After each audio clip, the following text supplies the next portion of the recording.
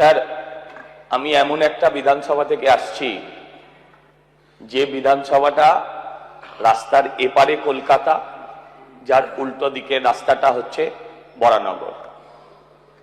Sir, আমি এই বিধানসভায় ঘুরে মানুষের কাছে প্রচার করে আমি যেটা দেখতে পেলাম যে কলকাতা পিনকোড, কলকাতা অ্যাড্রেস এবং কলকাতার লাগোয়া হওয়া সত্ত্বেও অত্যন্ত দুরবস্থার মধ্যে দিয়ে একটা বিধানসভা অঞ্চল পুরো রয়েছে।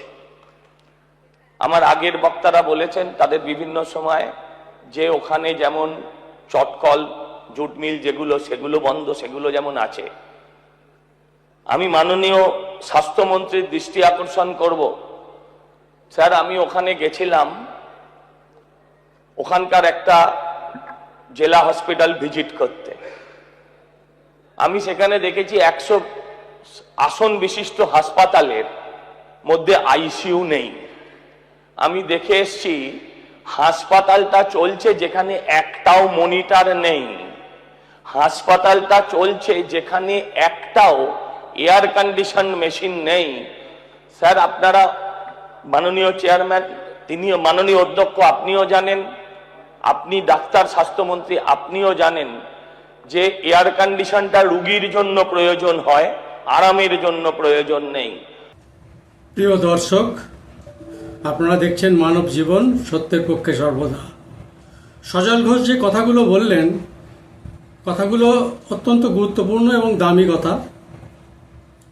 কলকাতাকে নিয়েই সকলে মাথা ঘামায়, কিন্তু কলকাতার বাইরের যে বৃহৎ অংশ পশ্চিমবঙ্গ, তাকে নিয়ে মাথা ঘামানোটা কমই দেখা যায়।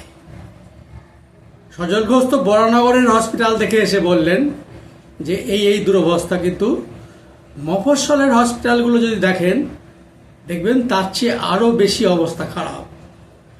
কোনো একটি সরকার যদি সবসময় কাটমানি বা চুরিতে ব্যস্ত থাকে, সে সরকার কি করে এই সমস্ত সরকারি দপ্তরে উন্নতি করবে?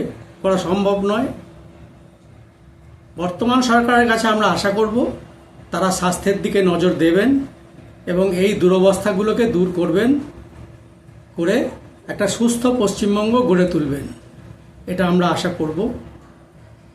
জনগণের কাছ থেকে এই প্রত্যাশাই আমরা শুনতে পাই, সেই প্রত্যাশাটা পূরণ করুন। অনেক ধন্যবাদ।